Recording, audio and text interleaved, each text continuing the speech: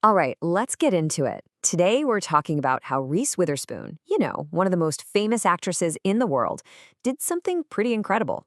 She took her love of reading and turned it into an honest-to-goodness business empire. And she did it by totally changing the rules of the game she was playing in. I mean, this is the question, right? It's a feeling a lot of us have had in our own jobs.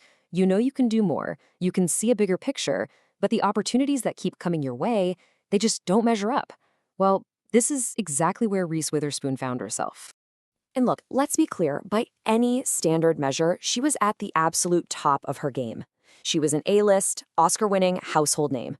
Audiences loved her, studios knew she could sell tickets. But behind all that success, she was getting really, really frustrated. So what was the problem? Well, the scripts that were landing on her desk all had the same kind of depressing pattern. The female roles were thin, underdeveloped. A lot of the time, they were just there to be the wife or the girlfriend, helping the male lead on his journey. She felt like they were way less interesting than the actual women in her life, and especially less interesting than the amazing, complex women she was reading about in all her books. And then, bam, this was the light bulb moment, the question that changed everything. She thought, okay, instead of just waiting around for Hollywood to send me better material, what if I go find it myself? What if these books I love aren't just for fun? What if they're the start of the whole thing? And this is where it gets really smart.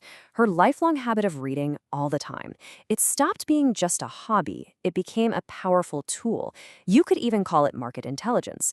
She realized she had this knack for spotting these incredible stories with amazing female leads way before anyone else was paying attention to them. But she didn't just find a good book here and there. Nope, she built an entire system to make this happen again and again.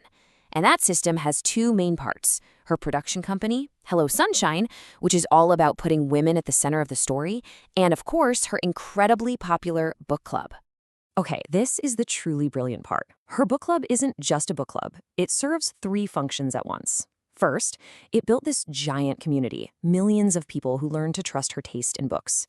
Second, whenever she picked a book, its sales would just explode, which was perfect proof that people were hungry for that exact kind of story. And third, that created this ready-made pipeline of ideas to feed right into her production company. It's just a perfect genius loop.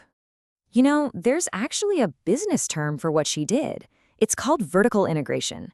It sounds complicated, but it's really not. It just means you own the whole process, from beginning to end.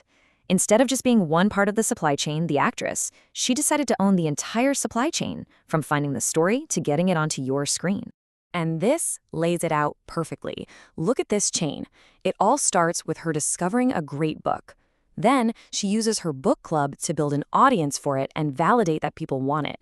Once she has that proof, Hello Sunshine takes over to adapt it and produce it. And finally, it gets distributed as a show or a movie. She controls every single step of the way. And the proof is in the pudding, right? I mean, look at these shows. Big Little Lies, Little Fires Everywhere, Daisy Jones and the Six. These are huge, award-winning, culture-defining hits. This wasn't just a bunch of lucky guesses. This was a system designed to create winners. So what this really boils down to is a fundamental identity shift. She went from being talent in the system, participating, waiting to get cast, to being the architect of a whole new system. She wasn't waiting for a vision, she was creating it. Okay, so did this all work out for her financially? Did this big bet actually pay off?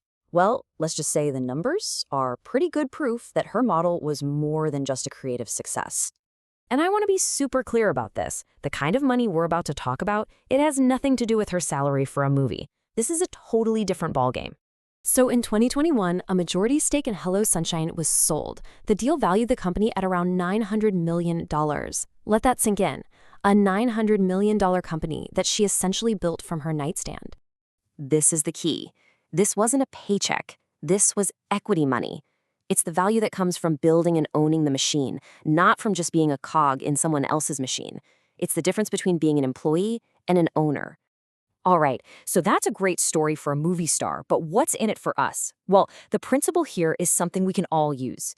It's this idea that your personal taste, the stuff you're passionate about, what you're drawn to, that's not just a hobby. It can actually be the foundation for your own system, your own infrastructure. So let's reframe how we think about this. So many of us are just waiting for an opportunity, waiting to be chosen, or we're complaining that there aren't enough good options out there.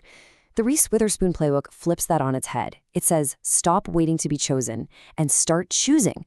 Stop complaining about the supply and become the supply. So I want to leave you with a few questions to think about. First up, what do you constantly consume? What podcasts, books, articles, or hobbies are you obsessed with? That's not a distraction from your real work. It could actually be a map pointing you toward a new way to create value. And think about this too. Where are you the expert? What do your friends always ask you for recommendations on? We all have these areas where our taste is way sharper than we give ourselves credit for. That's not just a personality quirk. It could be a real asset. And here's the last one, the big one. Instead of just focusing on doing your specific job well, the performance, what would it look like to step back and build a system around what you do? What would it look like to own the whole pipeline, not just one part of it? Because in the end, that's what this all comes down to. It's this incredibly powerful idea. Your curiosity isn't a distraction, it's a form of intelligence. And your unique taste isn't just a preference, it can be the actual blueprint for building something all your own.